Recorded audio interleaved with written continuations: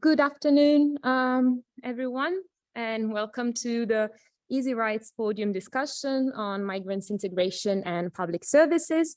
My name is Federica Azzardo from the Department of Migration and Globalization here in Krems, and I have the honor to chair this discussion as I am together with Lydia Russell, who's unfortunately cannot chair with me, but also with our PhD student, Cristina Curi, and with Adriana Harm as project manager, project partner of this Horizon 2020 project. So the easyRights projects, for those of you who don't know, aims at improving the access to public services for migrants and refugees through digital technologies and by means of a co-creation approach. As the project coordinator, Grazia Concilio from Politecnico di Milano and the other presenters will carefully explain afterwards, the easyRights Consortium partners comprises 14 partners from 7 different European countries, so Austria, Denmark, Greece, Italy, Norway, Spain, and the UK. And as more and more projects funded by Horizon 2020, the easyRights Consortium is highly interdisciplinary, since we have a department of architecture and urban studies, a department of architecture, design and media technology, a department of language and literature, our department of migration and globalization, but also partners for private enterprises, NGOs, as well as public administration in 4 pilot cities. And I must admit that the collaboration process during these 2 years of the project can be well described as a cross-disciplinary osmosis, as it has been defined in a recent paper on comparative migration studies about the development of migration studies in the research as a research field. So the project is coming to an end in November 2022, and it is for this reason that we decided to embed the final conference of the project in the Austrian Migration Conference. Therefore, the easyRights project has 3 moments, 3 panels, including this podium discussion, that will guide you through the objectives, the approach, the results, and the challenges of the project.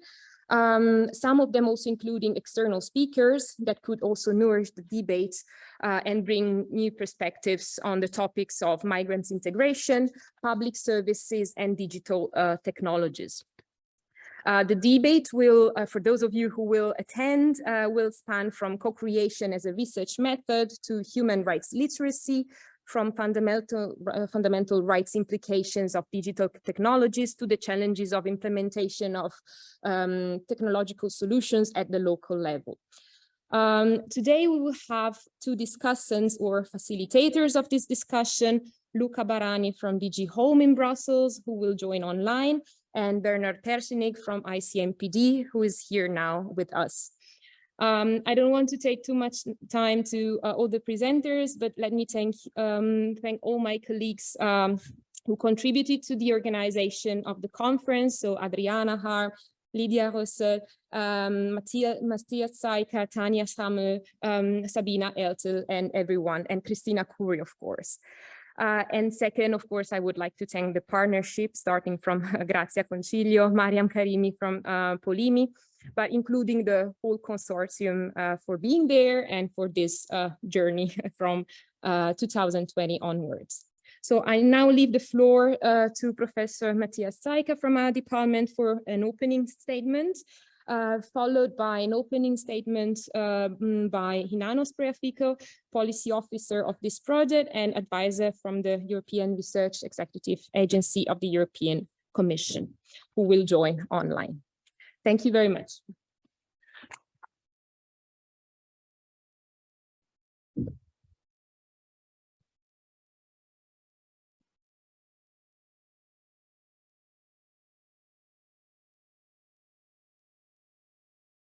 Thank you very much, Federica.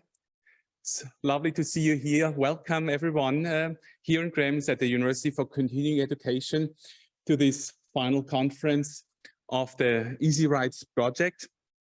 As you may have realized, we hold this conference together with the 7th Austrian Migration Conference and tomorrow's PhD conference of the recently established migration research network of 5 Austrian universities. So it is basically 3 conferences in one, which I think creates significant added value and hopefully some scientific cross-fertilizations.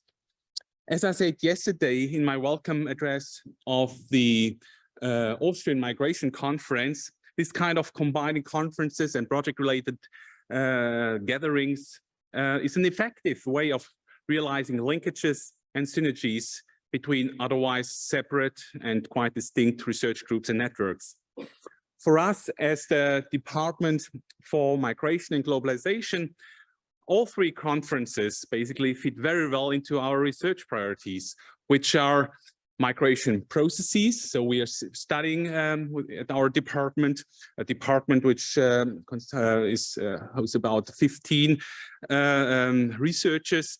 Migration processes is one research priority, focusing on migration and transnational processes with a focus on the dynamic relationships between globalization, development, conflict, and other contextual structural factors. Second, governance questions, so understanding the formation, the outcomes and implications of migration integration policies on broader migration and integration processes, and social cohesion as another area of activity where we aim to understand integration processes as such and the impacts of migration in the areas of labor markets, health, education, and other areas. The easyRights project basically is addressing all 3 of these research themes. First and foremost, of course, our long-term focus on integration processes and social cohesion aspects in the Austrian context, but also the role of governance and public institutions and services in migration and integration processes is a central aspect of our department and the easyRights project. So the easyRights project does not only fit nicely into our own research agenda, the migration department's agenda, but also into the overall framing of this Austrian Migration Conference, which is entitled Globalization of Borders. You see the logo over there, Globalization of Borders, Borders of Globalization. Borders and boundaries for migrants are not only those that are usually portrayed by images of walls and fences, but often more fundamentally by the rather invisible yet still very tangible borders and obstacles established by digital exclusion and inaccessibility of information and support infrastructure along migration and integration trajectories and journeys. In the keynotes last night by Ettore Recchi and Ayelet Shachar, we have learned about the way borders have been and are shifting in space, including virtual spaces, and also the costs migrants face for overcoming paper walls, for instance, by acquiring visas or other migration facilitating documents. However, we know relatively little about the economic and societal costs caused by administrative and informational obstacles for migrants in entering and integrating into host societies and systems. And in particular, we know very little about what difference innovative tools and digital infrastructures can make in the arrival and integration processes. This is where this innovative Horizon 2020 project comes in, with its aim to make it easier for migrants to recognize and exercise their rights, resources, and support structures. The uncertainty that comes with the lived realities migrants usually experience, a new country, a new culture, new administrative systems, new laws, and other contextual novelties are often very intimidating for migrants. For this and other reasons, migrants often do not exercise and claim their entitlements because they do not know about opportunities and are not aware of relevant and trustworthy support services and the availability of accessible resources. This knowledge gap migrants face, not only when they arrive in a European country or city, but throughout the migration journey, influences not only their mobility-related behaviors and decisions, but also their feelings, their perceptions, their mental health, their well-being, and ultimately their ability to come to terms with the new living situation, and what we may call integration or better participation in the new society they have been entering. Narrowing this knowledge gap was and is the focus of the easyRights project. In today's and tomorrow's discussions, we'll learn more about the how this narrowing or closing of the knowledge gap can be achieved by means this pilot project experimented with, and to what extent innovative and co-creative methods are useful and have contributed to the successful implementation of respective tools and devices in the various case countries and cities. Above all, it is about capturing the lessons learned and using them for further methodological innovations in this area of digitized inclusion services. Public institutions and other stakeholders rely on these research findings and lessons learned as they make important contributions in addressing these knowledge gaps on the side of public services, but also on the migrants' side.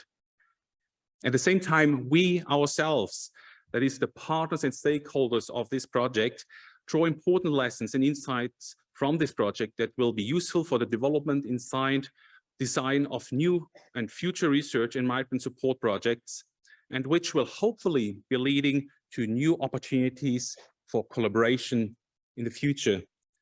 But before we think about the future, the insights of this project are to be consolidated and synthesized, which is the purpose and objective of the changes and discussions over the next 2 days. For this, I wish you all the best and a productive and inspiring final conference. Thanks very much.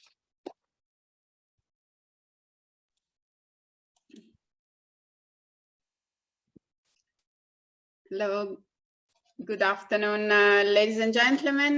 My name is Inano Spreafico, and I am project advisor in REA, the research executive agency of the European Commission, and I'm in charge of supporting and supervising the implementation of easyRights project. I've been following the activity since its very beginning, since its selection in 2019. And first of all, let me thank you for inviting me to open this final event of easyRights. I am sorry that I cannot be present there on site with all of you, but I'm very glad to be anyway here online. And I think it's a very fantastic opportunity for the project to be hosted within the 7th biennial conference of migration research there in Austria, and also to share some of the great achievements of these almost 3 years of work with such a high-level community of experts. I wish to congratulate all the project beneficiaries for the efforts and commitment under these often challenging times. You started just before the lockdown, and the pandemic deeply affected some of the activities and required a lot of inventive and resilience on behalf of the entire consortium. Nevertheless, the project, thanks to the efforts and certainly efficiency of its coordinator, Professor Grazia Concilio, and the entire consortium, the project managed to pursue its objectives. And as it was already mentioned, the project was funded under the Horizon 2020 program of the European Union. And in particular, the call was meant to address the challenge of migrant integration through ICT-enabled solution. This call had 2 different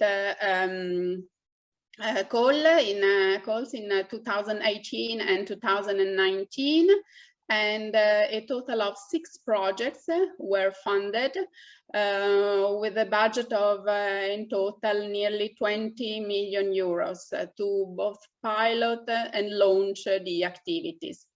And these 6 projects together, including easyRights, formed a cluster that worked very closely together, and especially in the preparation of pilot activities, workshop, policy roundtable events, policy papers, even a book or scientific reports, posters, and the outputs of these collaborations were highly disseminated internally within the European institutions, but also externally, and gained a lot of visibility, raised a lot of interest. So the collaboration was really very well appreciated, and the results were included also in some of the working document of the colleagues from the different DGs, DG Home, DG Connect, DG Reform, even DG Employment. So there are several examples where the contributions coming out from the cluster, including easyRights, were very, very useful. And I think one of the added value of all these projects that was already mentioned lays basically in its methodology. The easyRights project involved from the very beginning all intended users, especially immigrants, but also the public sector, private organizations, and by listening to them, by understanding their needs, making them really part of the activities through a co-creation process, this managed to increase the value of the project outcomes and hopefully the potential for reaching a future impact. The project, as it was said, ends officially in November, but the activities will continue.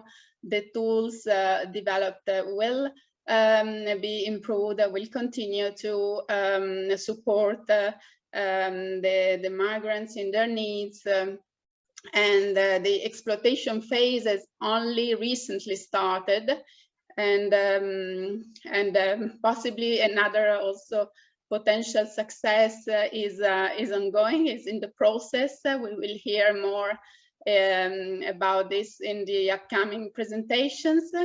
The project still need the enthusiasm, the commitment of all its stakeholders, as well as the target audience, public administrations, and policymakers at all levels, from regional to national to European, to really go forward and allow some of the solutions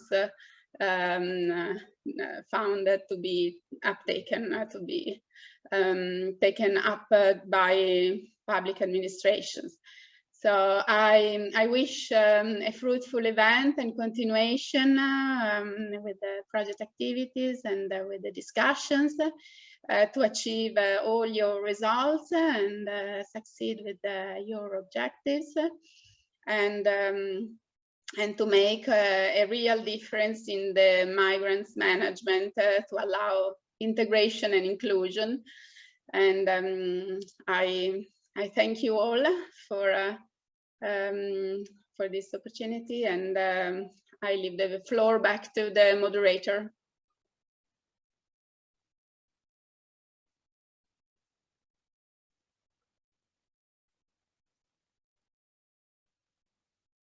Thank you very much, Inano, for being with us. So without taking too much time, I leave the floor to the project coordinator, Grazia Concilio from Politecnico di Milano. So thank you very much. Here.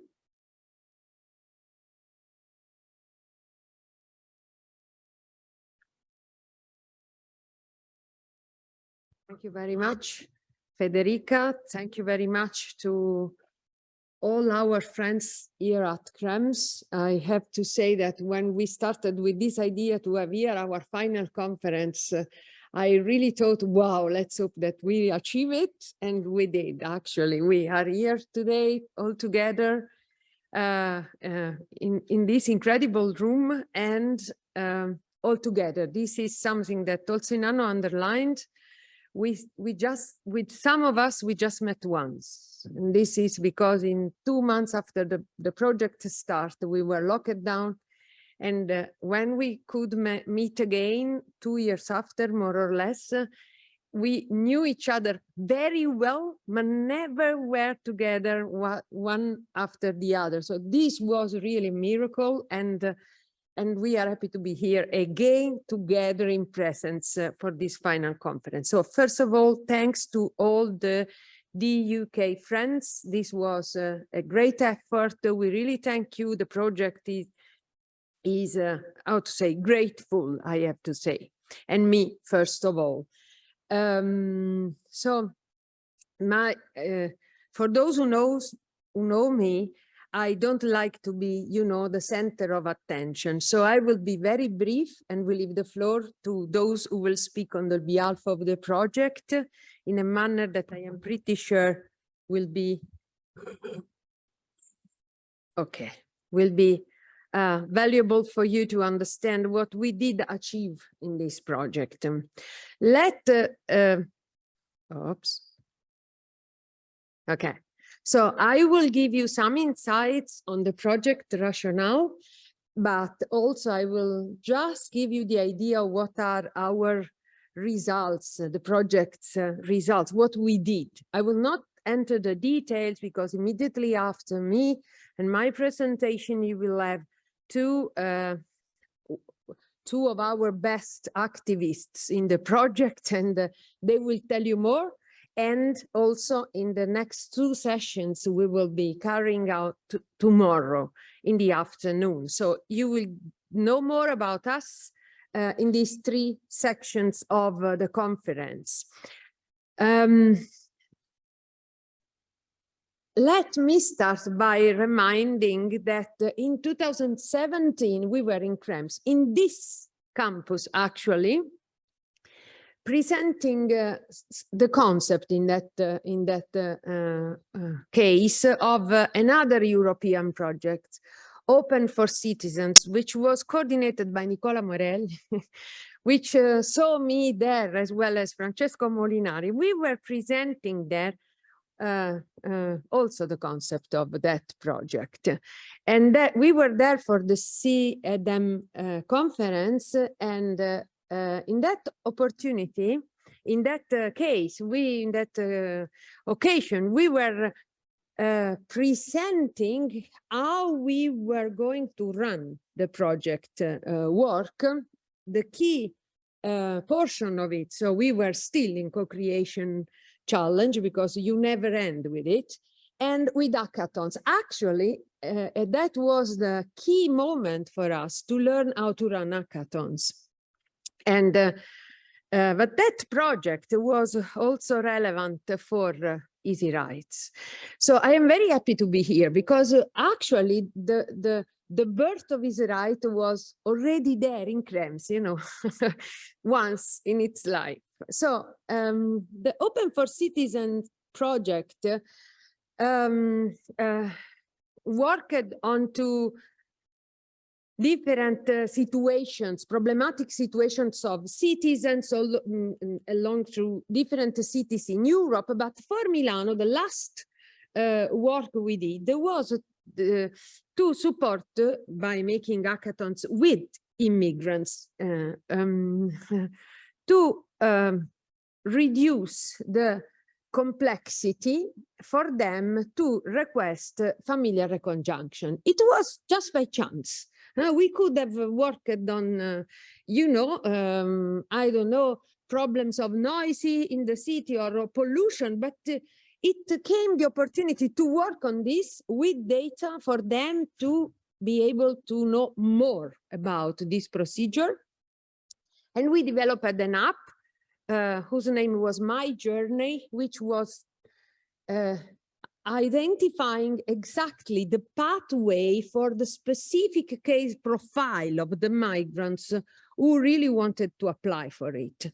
That was, you can understand, we discovered the craziness of the situation when migrants face and interact with the services and services which are relevant for their rights. In that specific case, their right to be together with their own families. And we discovered we learned many things that obviously they always sort of feel illegal, irregular in our countries, in our cities. It's an in-between the feeling of not being fully accepted, and the fact that, you know, we make their attempt to be integrated so complex that it's hard for them to feel citizens. So they are in this sort of limbo of being quasi-citizens, quasi-migrants, quasi-rights, do have quasi-rights that, okay, they act not with, you know, the strength of a full awareness of what their rights are. They experience, and this is part of the long story, never ending, I would say, linguistic cultural barriers.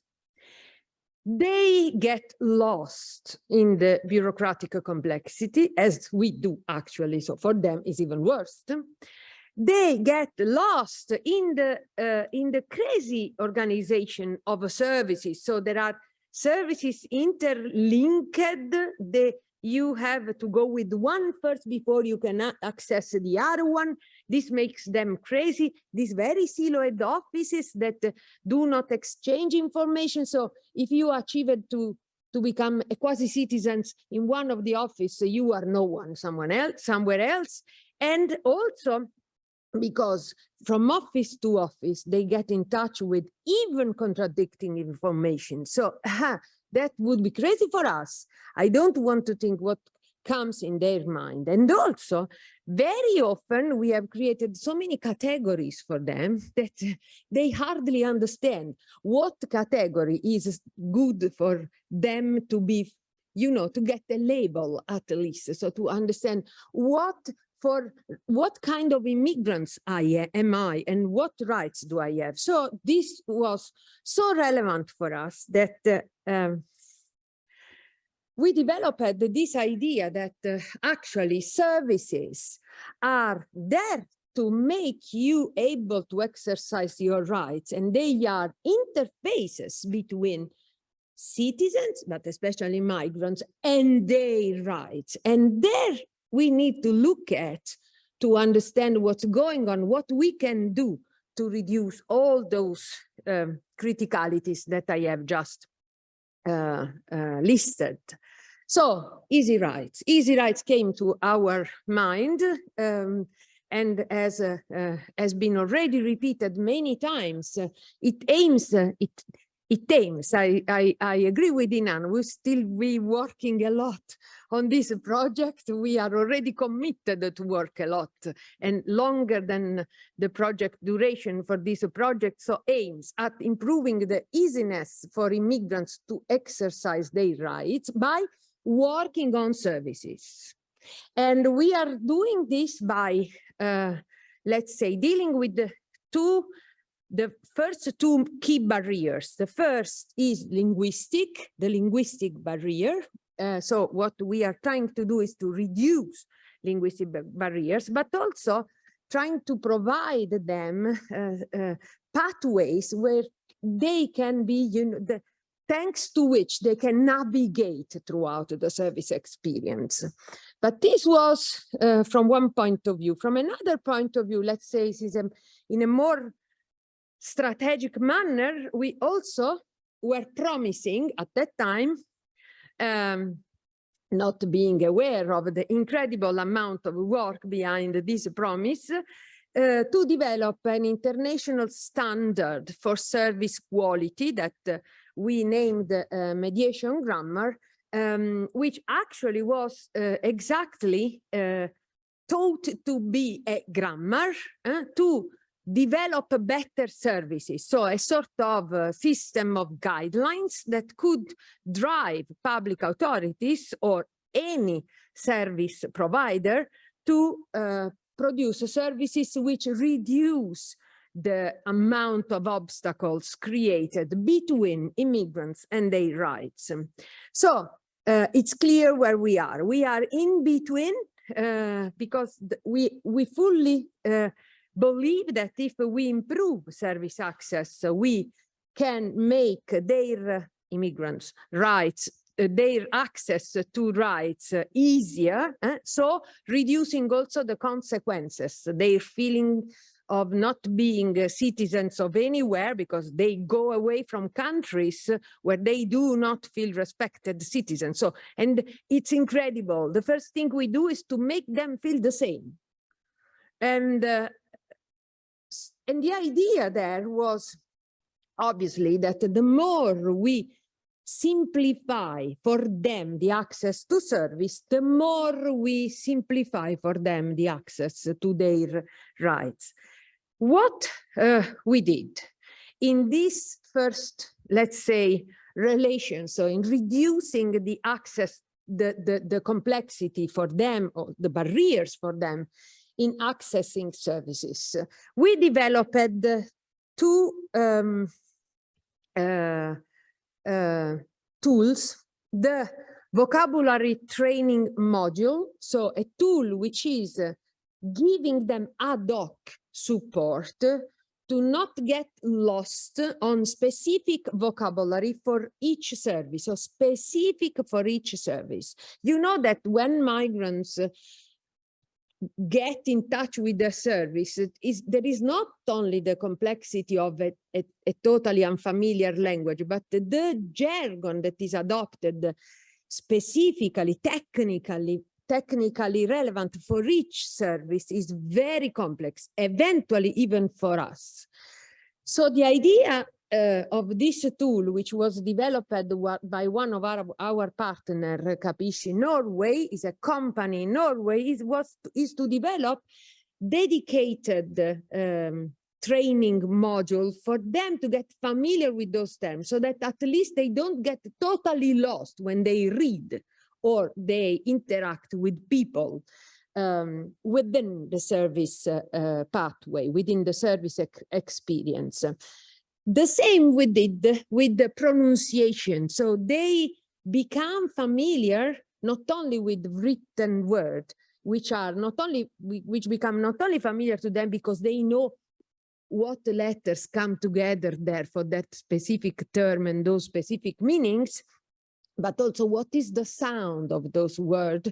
We have learned from our colleague in NTNU, in the KALST lab, that pronunciation may be a nightmare for some people coming from specific, native language to pronounce or to understand words in another completely different languages. There are barriers which are specific to the language you have birthed with, and this you have been birthed with. So this is what this tool does. It helps immigrants to understand the sounds, to get familiar with the sounds, so that, for example, even in presence of a linguistic or cultural mediator during interviews with police, who are usually not very nice, they understand that they are speaking using terms that they are familiar with. At least they trust a bit more the experience. Also, there is another tool that we have developed, which is the pathway generator. This is an artificial intelligence-based tool that tries to read administrative documents related to specific administrative services which are relevant for migrants, but not only for migrants, which is able to transform let's say, guidelines for service steps, for service. So for what are the steps to be followed, to be performed throughout each procedure, in a manner which is easy to understand. What you have to do in each step, where this step can take place, when, if there is a specific, deadline before the following step, or after the previous step to be respected, or if you have an appointment to be respected, and the what, where, the where, and the how, and what, how you have to you know, to perform this step of the procedure. Oh, this tool showed to be very powerful if the document is a document developed under the purpose to tell what the procedure is, and this, you know, not full of administrative and legal, for example, landscape that are behind the service provision, and not about you know, the technical issues related to the manner in which this should be provided. So we discovered that that we develop documents which are not yet mature enough for reciprocating. AI is not yet mature enough to capture from administrative documents pathways, but we achieved quite a good capacity of the artificial intelligence tool to understand, but we also think and could gain the understanding that is relevant that service providers make themselves ready to use artificial intelligence tools in a proper manner, so that to exploit the potentials of artificial tools. All these tools are together within a booth, which is providing the different exercise and information at the relevant step of the pathway. We also made hackathons in each pilot for each of the services that we have worked with.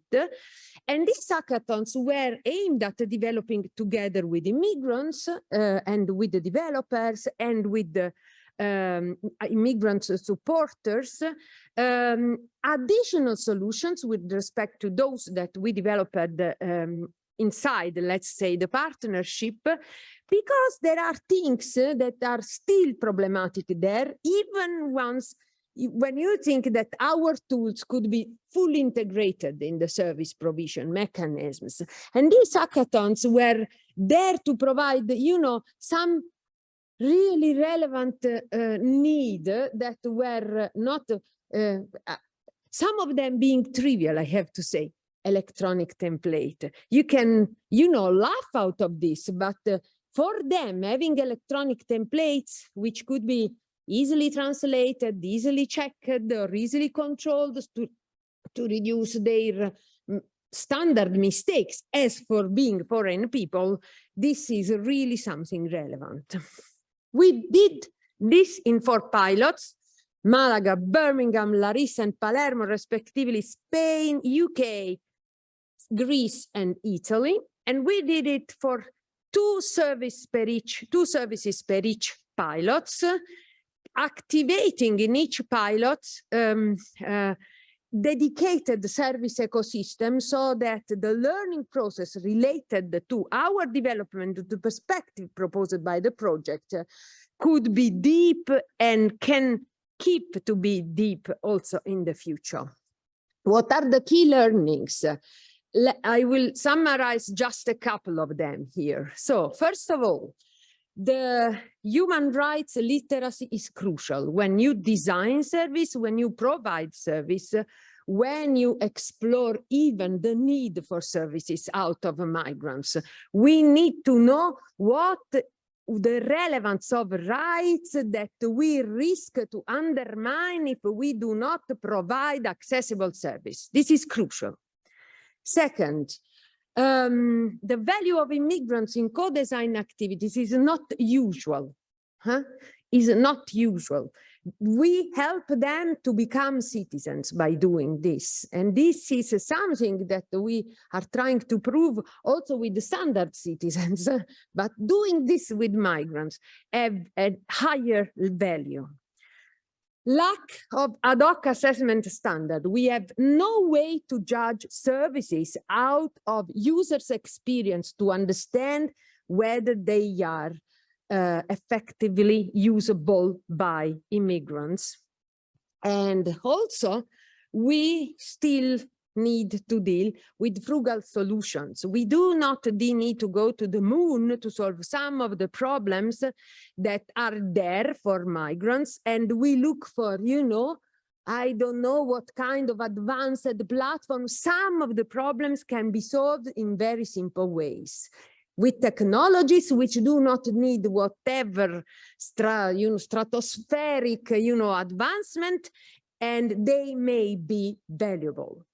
So it's clear that looking at the lessons learned, we understand that easyRights got also a strategic value towards the improvement, the easing of exercising rights for migrants in a manner which is, let's say, more indirect, but as well as strategically relevant. So we developed 2 policy papers in collaboration with the other 5 Migration 06 projects. We developed the mediation grammar, that is going throughout the process to become a new European standard, and we have our own policy brief. So I will stop here and announce what will be after me. After me, I will have my best friend and colleague, Nicola Morelli, from the Aalborg University, who will tell you about the relevance of co-designing and co-creating with the immigrants. And also after Nicola, Francesco Molinari will give you an insight of what we are doing with the mediation grammar. Tomorrow afternoon, you are invited to see what the tools are, how they work. You will meet the pilots, and you will get in touch with the problems we have experienced as per the human rights literacy in public administration. So thank you very much for everything you did and for this project. I am not the only one. This was an incredible consortium. Thank you very much.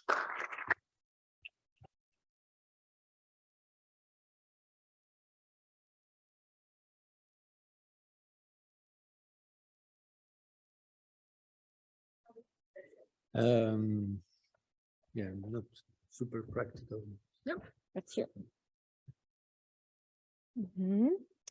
So that's here. Fantastic. Okay. Yep. Thank you, and thank you, Grazie, for a beautiful presentation. Is it here? But I have to. Yeah. Yes. Okay. I will give you an overview of what happened concerning the co-creation activities we had in this project. If I manage to go to the next slide. Oh, okay. As Grazia mentioned before, the starting point for our project, the DNA of this project was a participatory approach since the beginning, or before the beginning, as Grazia said, because we started working with hackathons before. As I will show you, when we talk about hackathons, we are not talking about the hackathons that many people know, and the sort of standard concept of hackathon, but we are talking about an activity that involves a number of actors that include the migrants themselves, but also all the people that are around migrants, organizations that support them, lawyers, public administrations, and so on. And this is a process that has been repeated twice in the 4 pilot cities. The 4 pilot cities here, I mean, from the geographical location, you can also understand that the level or the quality of problems that we were facing in the cities were quite different. I would say, especially between Birmingham, where the migrants were somehow settled, and they had a certain category typology of problems, and Malaga, Palermo, or Larissa, where the migrants were just arriving and they had to understand what kind of environment, what kind of context they had to deal with. But still, in all cases, we faced the problem of clarifying and understanding the discrepancy between the service that they were offered and the way the service were experienced by the migrants. As I said, hackathons are not for us, starting from the previous project that Grazia mentioned, are not those 24, 48 hours in which you put together in a room a bunch of programmers and they come out with some solutions that in many cases are solutions with no problem. So basically they come out with solutions without having a clear definition of the problem. In this case, we want to have the solution owners, those who are working on the solution, talking with the problem owners, so the migrants, and not only the migrants, also people in public administration, those people that are actually around the service that we wanted to take into consideration. And this means that first we needed a period before the hackathon, a pre-hack period in which we were setting the scene. So understanding what kind of service we wanted to analyze, first of all, but also who were the people involved in the service and what kind of documentation they had and so on. After this period, we had a moment in which we very much closer to the hackathon, in which we were trying to engage the stakeholders, also the participants. Then we had the hackathon, and most important, we wanted those hackathons to become a real solution. So to be actually the solution in the hackathon needed to be integrated with the existing services. That means that after the winner of the hackathons were given an amount, basically they signed the contract to work with the public administrations to improve, to integrate the service. In practical terms, this implied a lot of activities. Here, we started 8 months before. As Grazia was saying, we knew each other very well because we were meeting every week with the pilots. Someone asked me, how many meetings have you done? I don't know, about, I calculated about 50 per year. So in 3 years, about 150 meetings online.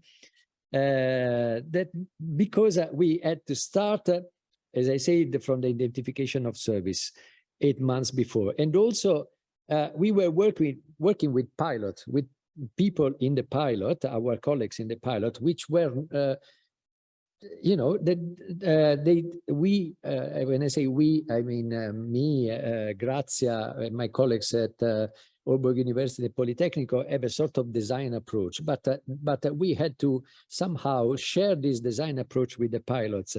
And the first thing we did was to develop a pathway of the service in which we tried to disassemble the service. I'll show you an example.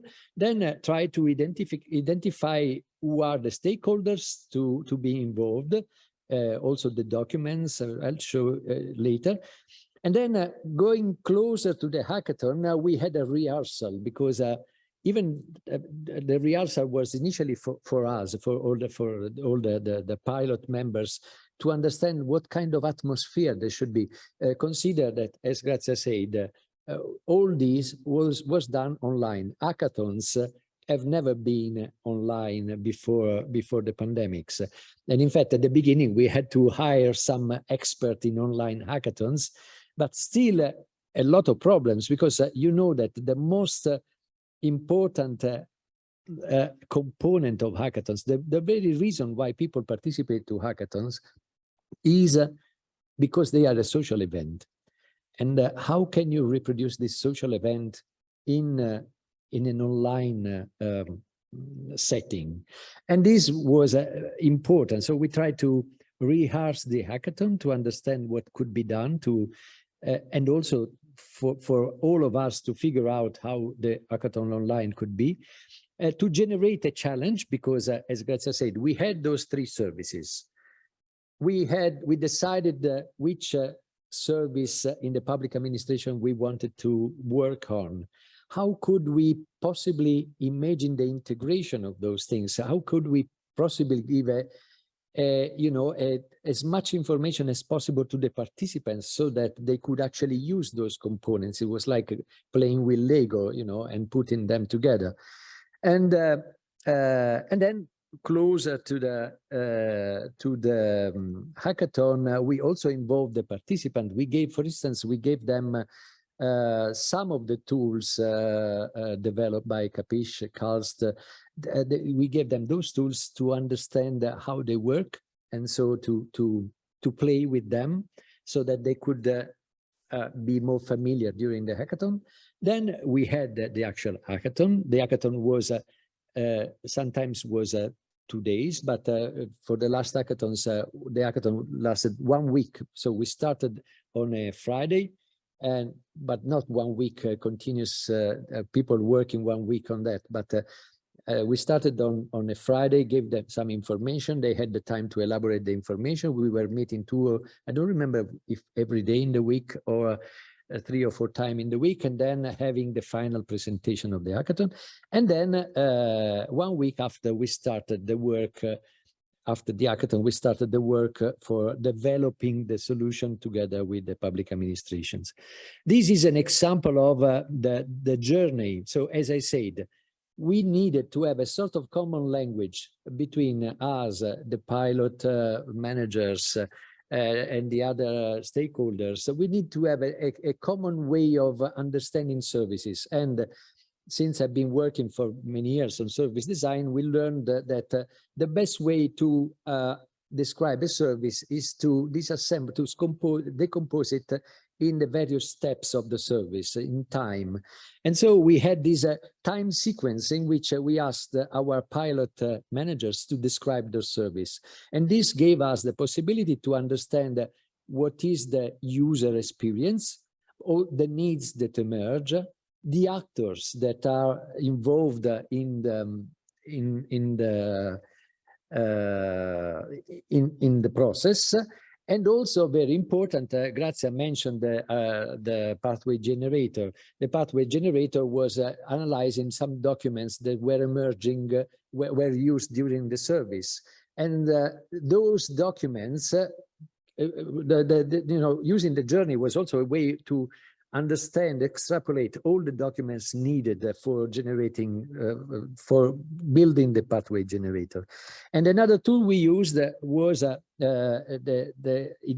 identification of the stakeholders, the stakeholder map, in which we tried to understand, together with the migrants, who are those people that are actually very closely work with them, like lawyers or I don't know if you can read that, but I cannot read on the small one. But the local pilot teams, but also the people working with the migrants every day, and then also other people that are facilitators of the service, and sort of general context, the public administrations, the Ministry of Foreign Affairs. All the institutions related to migration. Later on in the process, we did another exercise. We asked the pilot to describe more in detail what the process of the service should be. So how should the service work, step by step, still talking in terms of journey. And we did this together with the pilot team. But not soon after, but after having interviewed people, observing people, talking with migrants and so on, we were able to understand what actually happens in the service, how the service develops, what is the service as is. And we found that things were, here we found the discrepancies. Here we found what was the main, what is that we had to work on. On the left, you have a small example from a workshop we had, for instance, in Palermo, where we were talking about employability of people, and the list of documents needed to find a job to a migrant includes, of course, the availability of work, but it includes a regular permit of stay. Then I don't remember what is written there. I cannot read here, but I mean, what is important? The tax code. The tax code is to have the tax code, they need to have the residence permit. To have the residence permit, they need to apply for the residence permit. And when they apply, there is some authorities, there are authorities, the policemen basically, that go to the place that is being declared as a residence to check that the person is actually living there. But the problem is that the date for this visit was never announced. And so the migrant could have been waited for weeks or months in the apartment because there could have been the visit. Sometimes the visit came, they didn't find them because they couldn't stay in the apartment. They had to go and work. And so the visit came, or I mean, sometimes the work was, I don't know if it was regular or not, but I mean, they had something else to do, let's say. And when the visit came and didn't find the migrant there, the process started from scratch. So because the whole application need to be done again. So you can imagine how, and from these they couldn't get the permission to work because they couldn't get the permission to the resident permit. This gives you an idea of the connection of those services, and Francesco will, I think, will come back on this point because it's part of the mediation grammar. The connection of those services that emerged by talking with migrants, even the people in Palermo, we had this exercise in Palermo, people in Palermo, they didn't realize how the things were there was this chain of services, and they realized how difficult it was, not only for migrants actually, but for citizens, for all citizens. And they were so interested that I remember that at the end of the presentation of the result of the hackathons, one of them wanted to participate. He was in a car, but he was from the car, he was listening to us because he was interested. I will go shortly. I mean, this is another example in Birmingham where what emerged from those journeys and from this collaboration between the various actors was what are the emotional aspects that are related to a service. These Soraya, in this case, that should apply for to attend some language courses, could not do that because she was afraid of doing some error, and she had to rely on her brother that could help her in doing this. So it's also important to understand that it's not just the migrant, but also the network of social the social network around them. And from these, we went to the iterating the pathway and to generate a challenge that to propose to people in the hackathon.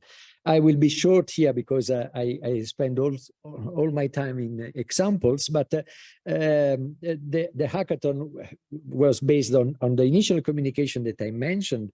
And then beside the event in which people were working, it was very important the contact between the participants and the mentors that were public administrations, lawyers.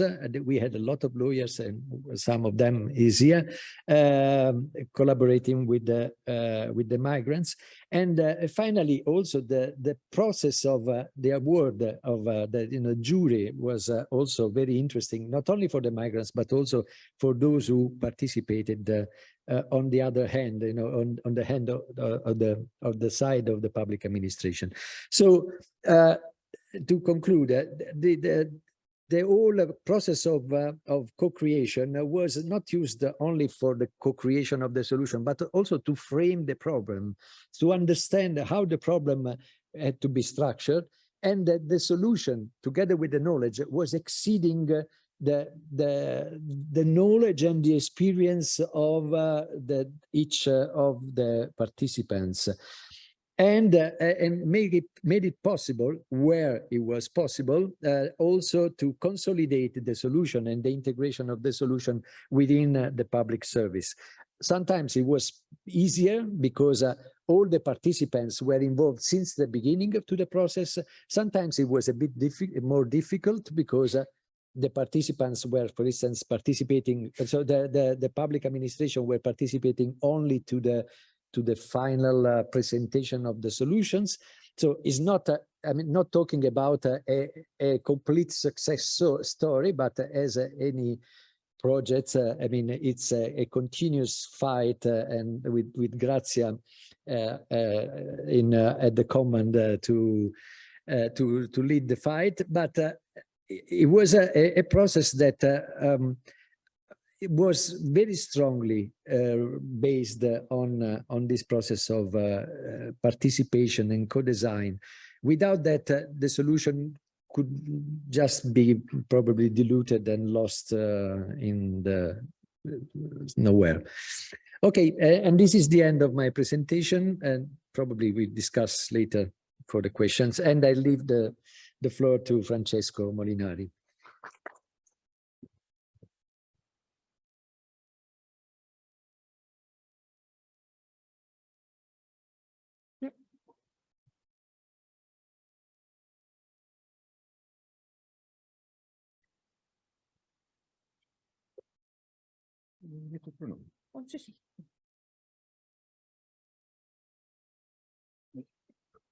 Okay.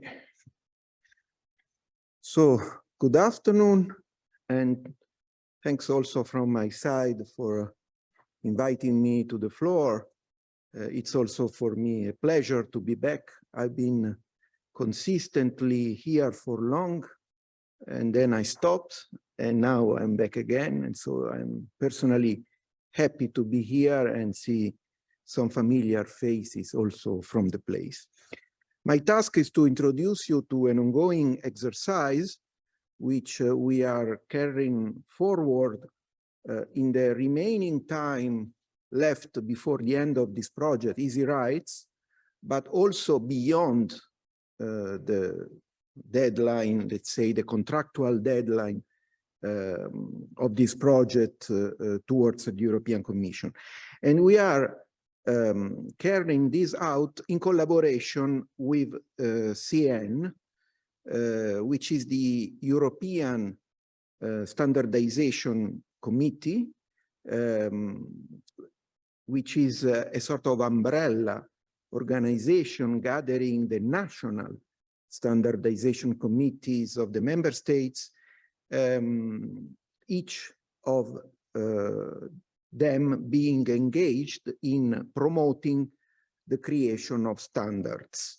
I don't have time to talk a lot about CN and the meaning of standards.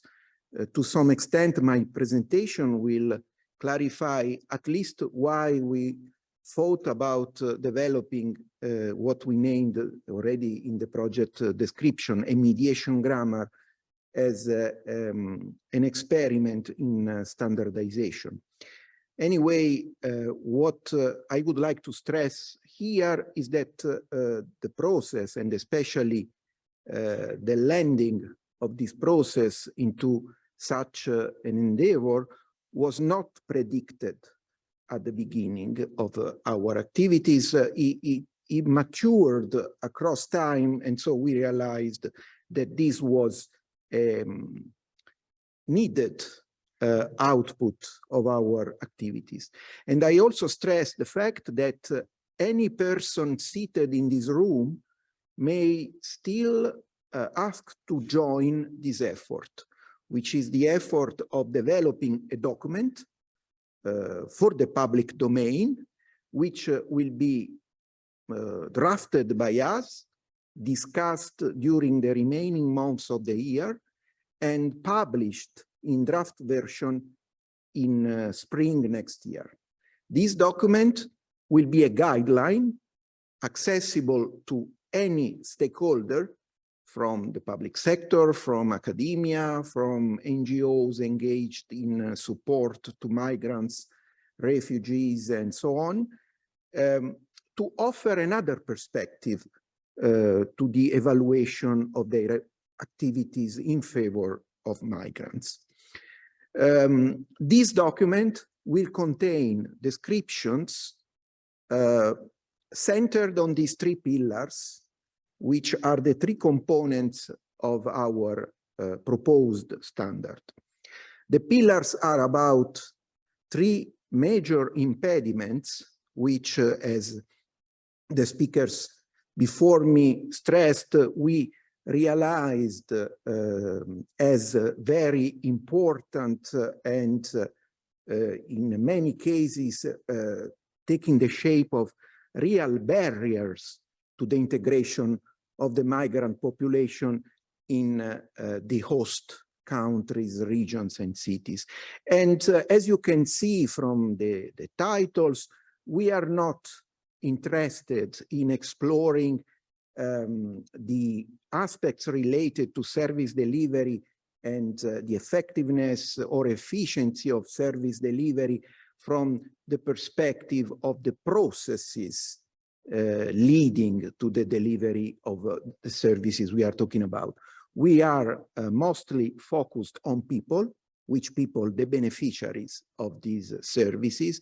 And we have gathered in these three main pillars what we consider to be the most noteworthy aspects connected with the difficulties or the impediments that migrants experience according to our view, while trying to get access to public services they are entitled to. So I'm not speaking at all of irregular migrants, special situations. I'm not a politician.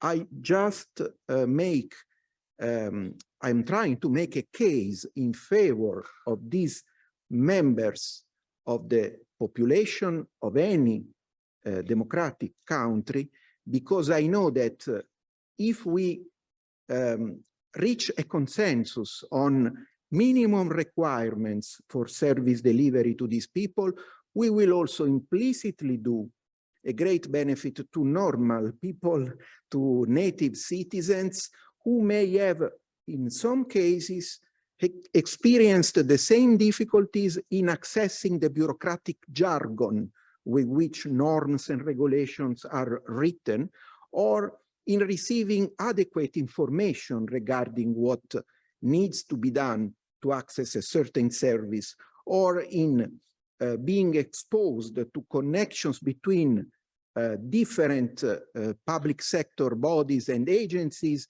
each in charge of a part of the solution, so that the challenge becomes how to follow the track of all these different bodies and agencies in the right order to avoid coming back to the beginning because of mistakes in finding the right pathway.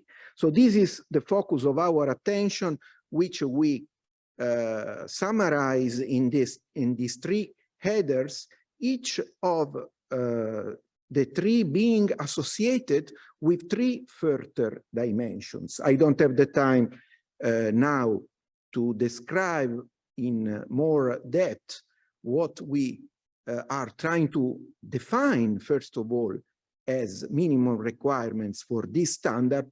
But what I can stress again is that the process has just started, and already next month, on the 14th of October, there will be the first official meeting of the Standardization Committee.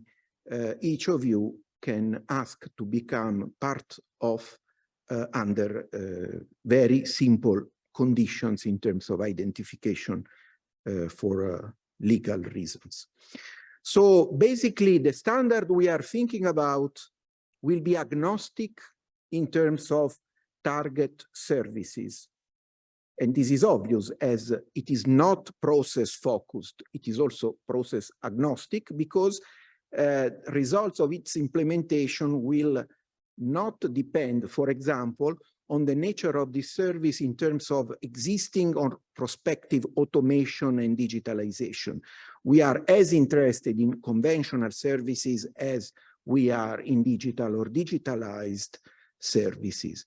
Why? Because our focus is user-centered.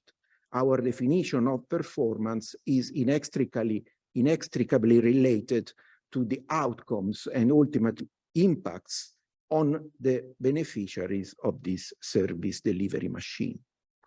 Why a standard? I usually start my presentations with this question, but not in this case.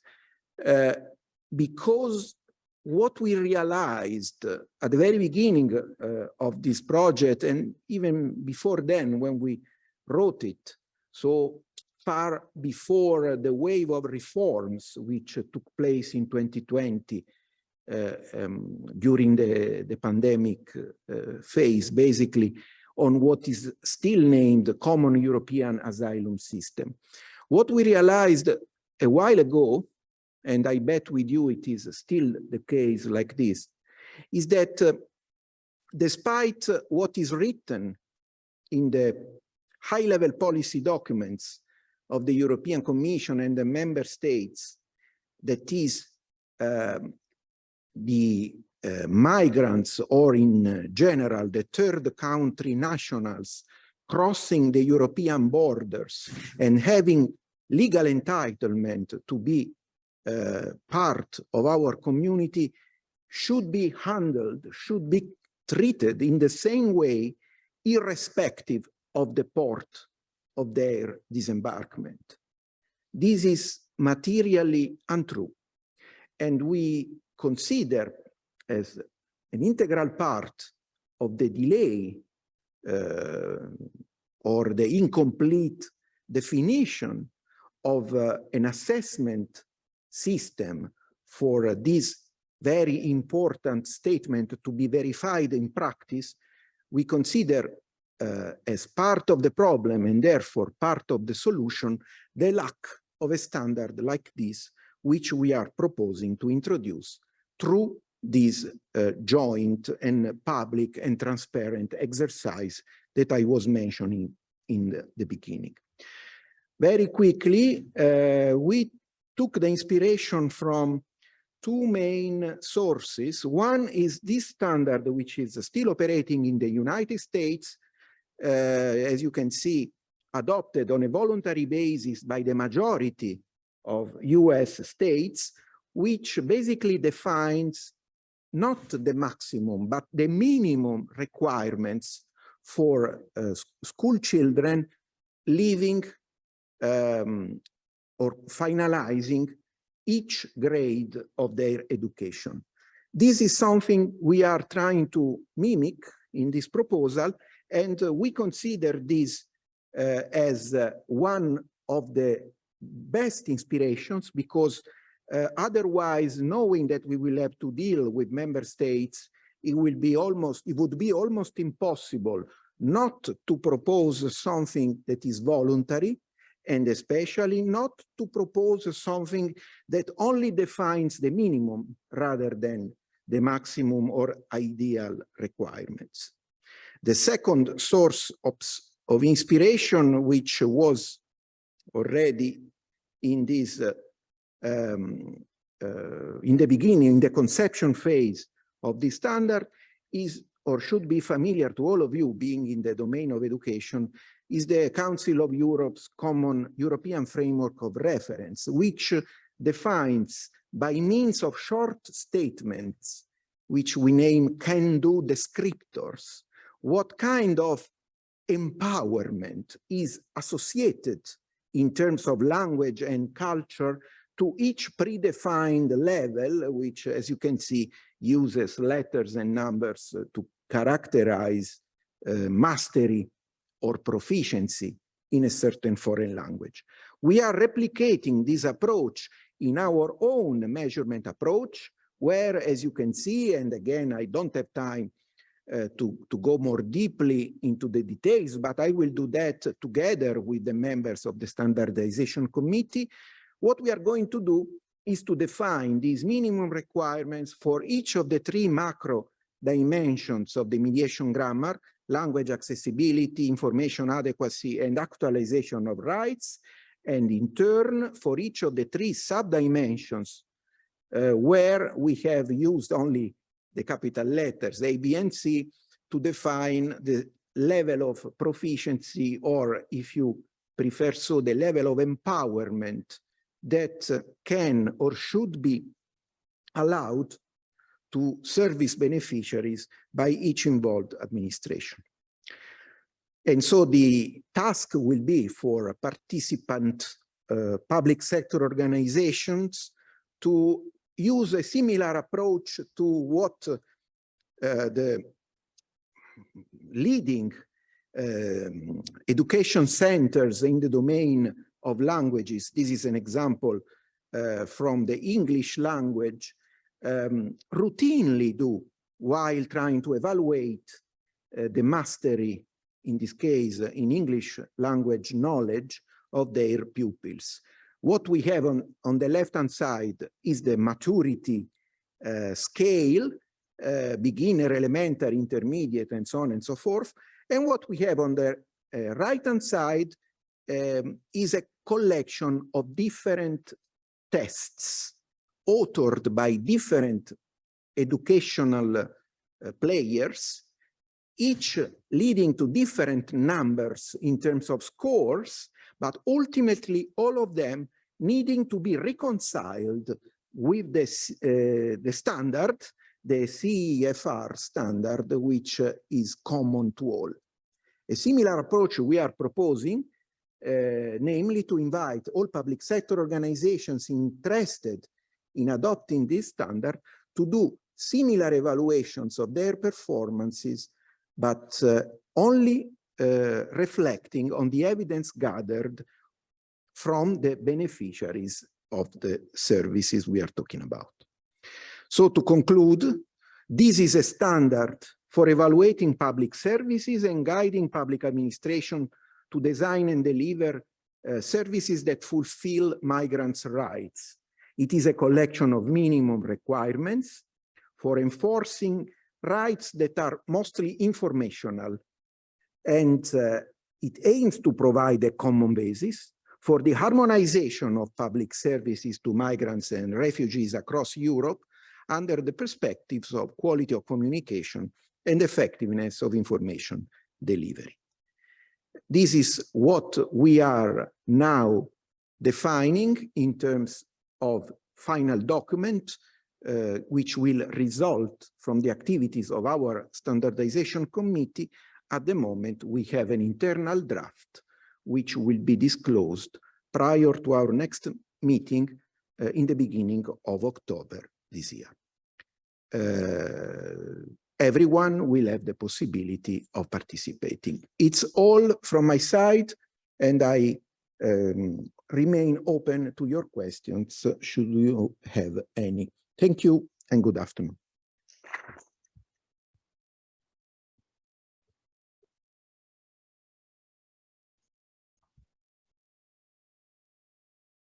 Thank you very much, Francesco. Thank you to the presenters. So I now first, so I leave the floor to the two discussants. Can Luca Barani hear us? Yes, thank you. Okay, great. Do you hear me? Yes.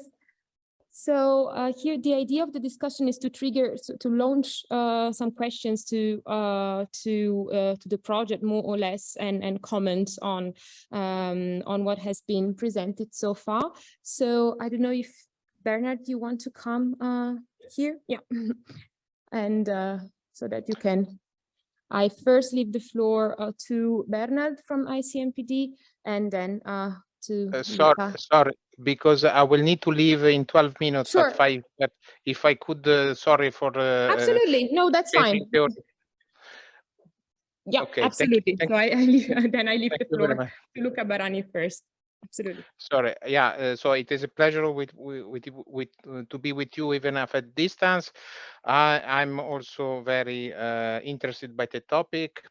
because on the one hand, I am associated to the process of creating this grammar mediation grammar, and from DGOMA is a very timely and necessary step, because perhaps you don't know, but we have an action plan on integration and inclusion, and one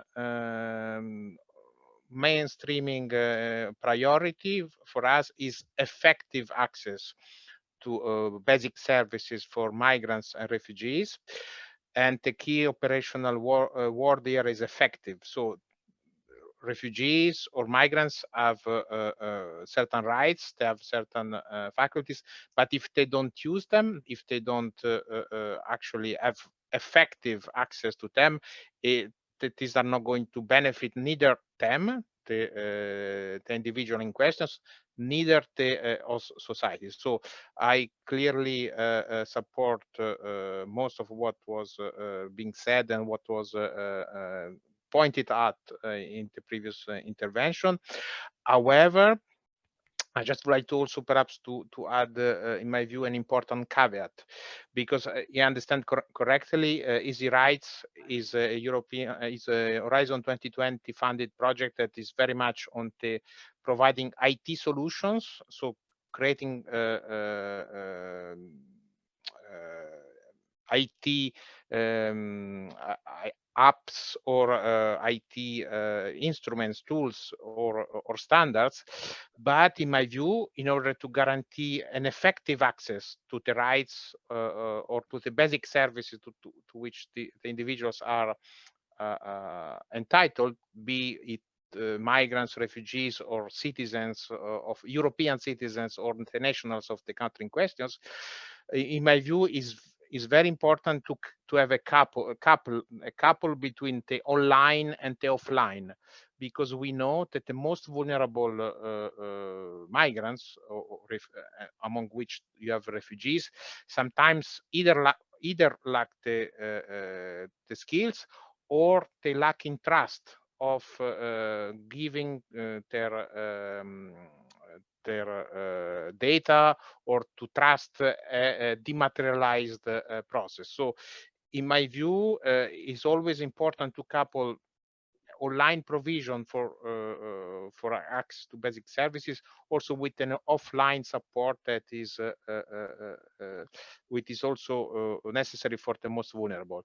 So, and because of that, for instance, the Commission funded a project that I think is also very much in line with what you present here, which is called Admin for All, which is about supporting social inclusion of vulnerable migrants in Europe, in 33 localities in 7 member states.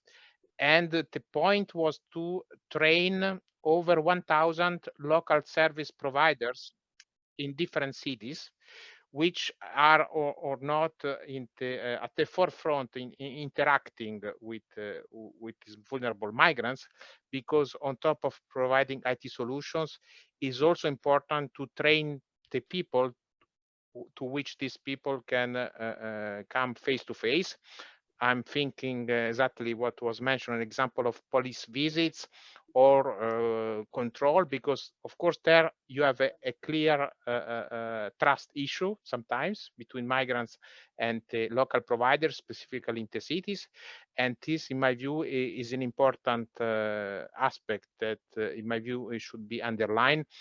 It's good to provide effective access online, but it's also important to have a safety net which is offline, and it can help eventually to orientate or to support face-to-face the users in order to get access to the rights. Thank you very much.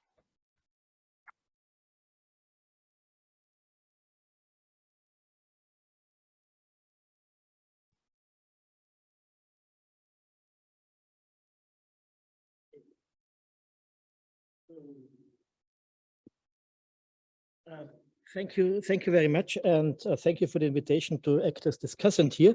I've been working for several years now in the field of integration studies.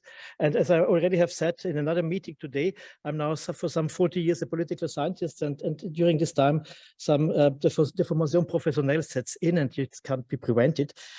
So the word clouds which are coming up when listening to the projects are of course framed by that. And I have to gratulate the project because it's something I have never heard of, simply transforming discussions and integration into tools in IT.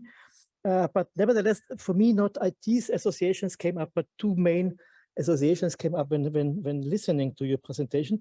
This is one concept of good governance, and the second, the concept of mainstreaming diversity or diversifying the mainstream.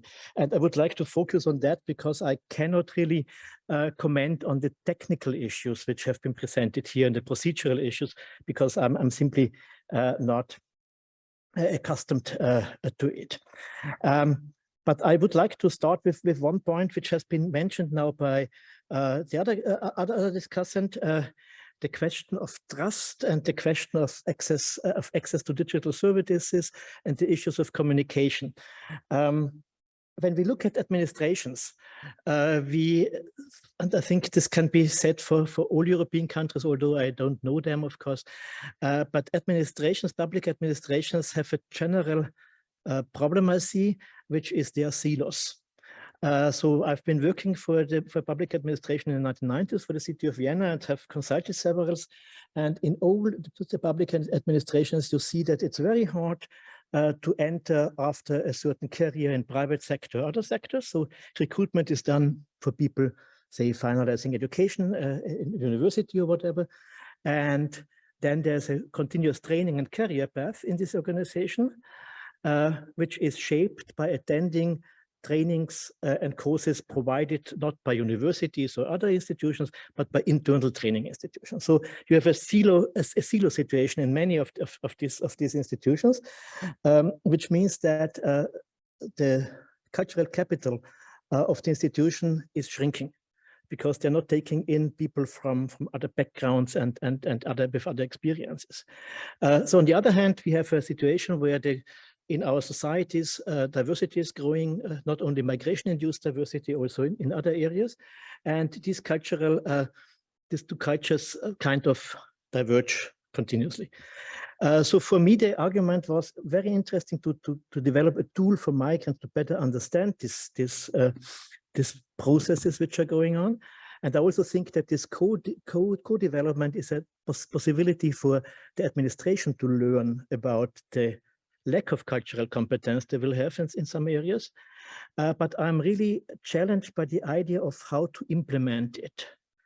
I like the idea of standards, of the development of standards, but knowing the administrations, I think that administrations usually are very close to external interventions. They don't like it, they don't think they need it, and they need to be involved into this development of standards in order to become an owner, or to develop ownership. So this is one point. The second point, which has to do with what I've said, is in the history of migration, we could see that in many countries in the 1980s, 1990s, a kind of parallel administration was developed with advice centers for migrants, which were helping them to deal with the bureaucracy. I think this time is over, and it's good that it's over. So mainstream institutions like labor market services, like schools, education services, health services, have to become competent to deal with migration. And I think here it is important to see that this focus, which was also announced in the last presentation, is that we're not talking about services for migrants, but we're talking about services, what they can learn from adaptation to migration. And in this sense, I think this idea of the standards was very good, because this is nothing specific for migrants, that you need to understand what the administration wants, that you need to get adequate information, and that you need to get a service which is accessible and get accessibility. I think that in this case, this idea of forging a kind of tools supporting migrants to get access to services should be extended simply in a thinking of a more service-oriented reform of administrations, and the focus might that be necessary to shift also stronger to the administrators and to training of them and involvement of them in order to enhance the cultural capital within administrations. Thank you very much.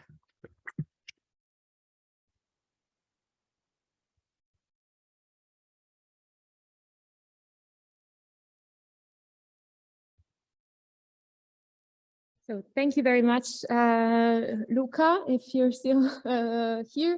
Thank you very much, Bernard. I invite people here to raise questions. If you have anything, is more than welcome. Otherwise, maybe I invite the three presenters to give a short comment to Luca and Bernard's comments here, before then heading to the conclusion. Who wants to? You can, the three of you come over and then just, yeah.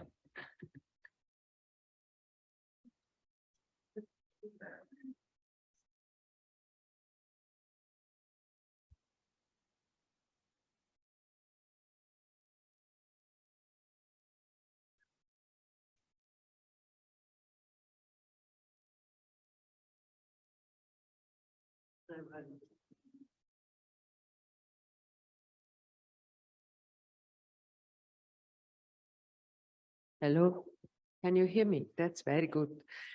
So replicating to all the things that have been discussed by the two discussants may be quite a challenge. I think that as I said during my presentation, the involvement of migrants in the co-design process is a part of their becoming citizens. We deal with associations, we have dealt with associations, and we still deal, who sometimes say that, okay, this is not only a one-way effort. This is a reciprocity effort from both sides, that eventually co-design can support.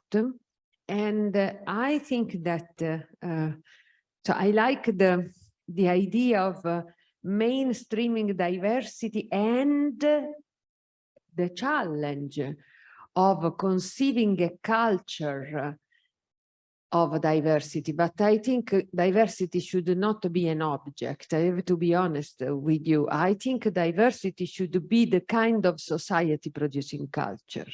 We are not very used to this. So we are used to societies which are mainstreamed in non-diversity. So is by working on this difficult inclusion, on these difficult integration processes, that we will discover the value of diversity and what kind of culture we can produce in societies, or can be produced by societies which are based on diversity. I think that we are this is a process which is more mature somewhere rather somewhere else. So there are communities and societies which are sort of resistant to this. Okay, but the war has started. I think we need to learn. Sorry. I don't want to interrupt you, so just continue. I talk too much. Okay. No, I actually just wanted to jump on one comment that Bernhard made, namely on that public administrations are often closed to external interventions. And actually, if you think about it, co-creation is such an external intervention. You approach as researchers, public administration, they should provide input. And I'm also involved in other Horizon projects where it's not always easy to mobilize the time. for actually both sides in a sense, and I just wondered what your experiences were, how open the very different localities that you chose to work with, how open we were to engage in this. I would assume at some points also unnerving process of engaging, having meetings all over. Again, you mentioned 150 meetings that you had in your project. So it's quite an intensive process of engagement. So what were your experiences in that regard? You want to go with this? I can go. Switch it on. Can you hear me? Yes. I would say that I was expecting to find more difference between the various locations about the availability to participate to this process, because you know that I would have expected Birmingham. Actually, I expected and I had confirmed that Birmingham is very open to a process like this, also because they participated to other projects with us, so I knew them and I knew their openness. I would have expected that other places were less open to this change. I should say that I was positively surprised because we had the participation that I was mentioning before. I'm Italian too, and I know that southern Italy is not that open to this kind of process, but the people in Palermo were enthusiastically participating, not just the people in the project. Palermo was one of was a member of a consortium, but also administrators that had not even heard about the project. Then they started to participate, to be interested. And they actually participated to the final presentation of the hackathon. The same happened in Malaga, where the municipality was not part of the consortium, but still they were interested in the final. Of course, the participation was much lower in terms of intensity in Malaga because they were not involved since the beginning. So the difference was probably in this case who was involved in the beginning and in this continuous process and who wasn't. But those who were, I didn't find a major geographical difference in the openness to this process. If I may add to what you asked, learning is not a fast process. Learning takes time. So this is our motto and desperation at the same time, but we must be aware of this. So I think that the most of the problem, apart, some ideological resistance, which I do not consider relevant because systems change anyway. I think that the big problem is that the bureaucracy is resistant. So there are resistances in the changing of the bureaucratic administrative infrastructures.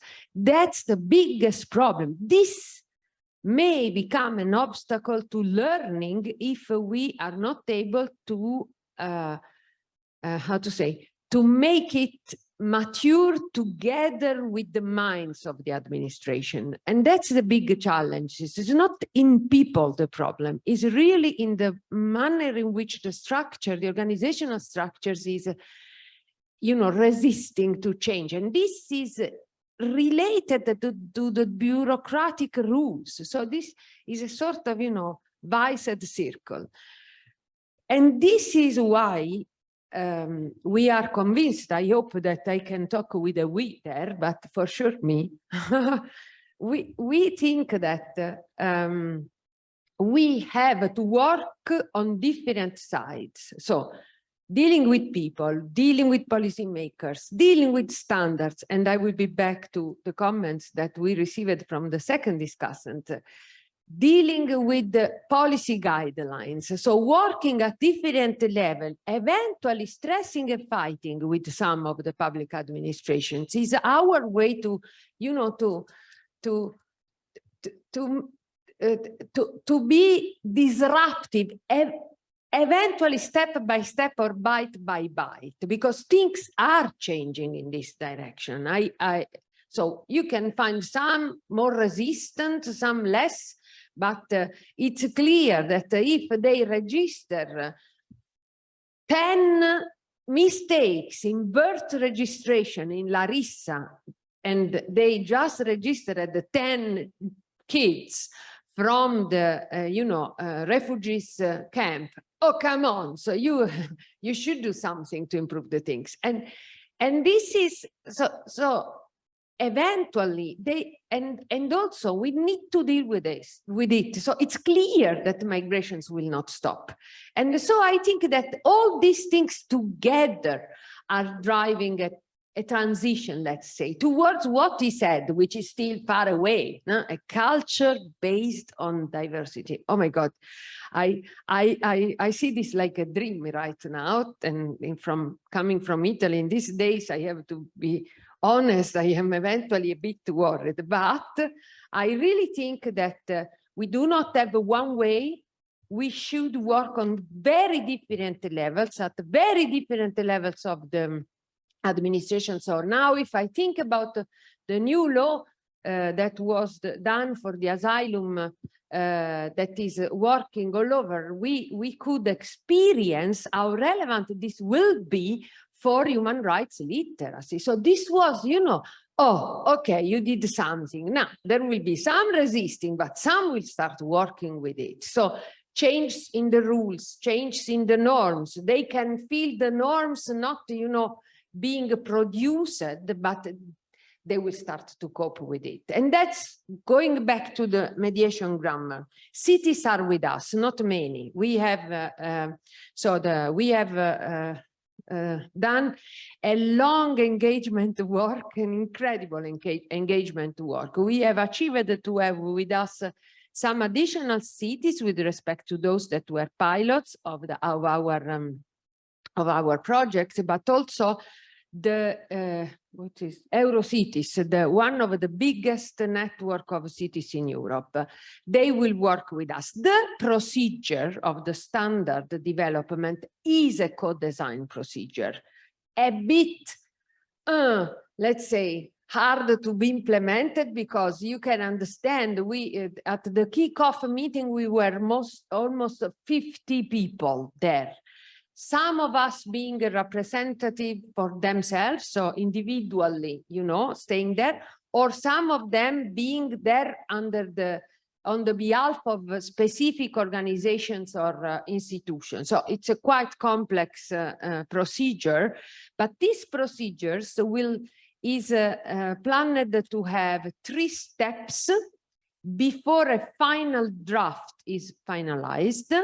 This draft will stay published on the CEN platform, online platform, for 1 month or more. And in this month, anybody can comment, discuss, or, suggest proposals, suggest modifications or changes in the document. And then there will be a signature. Okay, we will change the document again and again. And in the end, the signature moment is crucial, because for the condition of the document at that moment, there will be a commitment from the signatory people, being on their own responsibility or on the behalf of institutions or, I don't know, international agencies, to become promoter of the adoption of this embryon of standard, because at that moment it will be what they call a, oh my God, said workshop agreement. So it's even not, reminding to any standard or guidelines, the name per se. This document will enter at that time a sort of testing time. So it will be our responsibility, especially for us, it's okay, but for those who will have signed it, to work for the adoption, for the testing, voluntary adoption of the standard. And we think that that considering that this standard, okay, works on the fact that if you fail the interaction with the service, you have a miserable life, but more miserable is the life of immigrants in that case. But the application of such a standard may improve the interaction with the service also for standard citizens. So this will help us. I hope we will work for this. So I am optimistic usually. But this is relevant. This is part of the benefits of this work will not only be experienced by immigrants. And this could be, you know, a driver for us. I don't want to, kill the discussion, but we have run out of time. So, but yeah, I don't know if you want 2 minutes of, Yeah, come on. I don't know. If you wanted to respond, I don't want to take away. Yeah. Okay. Now, I've been in the business for 25 years now, and so I can also shorten my last comment to 25 seconds. There were two keywords pronounced by the discussants. One was the dualism or a dilemma between digital and analog service delivery. And the other mention was of the term good governance. Regarding the first dilemma, I'm old enough to remember the Riga Declaration, which was about the digital divide.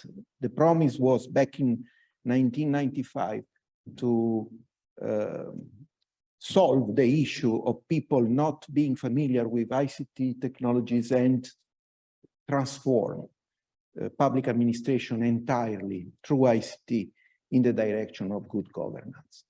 I think that vision has completely failed. On the one hand, it is still today true that people experience maybe new ways, new forms of digital divide when they interact not only with public service, but with any structured delivery of anything, including information, for example. And I don't want to mention the fake news issue on social media. So there are new forms of digital divide and lack of control of the trends that the global population is experiencing. On the other hand, good governance has nothing to do with digitalization. And one of the reasons why I'm so proud of being in this project here is that we are trying to offer an alternative vision to those wanting to measure effectiveness of good governance. So how good is good and how effective is good? Why? Because in the very end, what seems to have been forgotten about is the very reason why we are trying to improve our delivery, which is the beneficiary, the taxpayer, and in this case, the weakest part of the population. So it's not about politics, as I said before. It's more about restoring a correct perspective, in my personal view, on which direction should be taken by governance for the time being.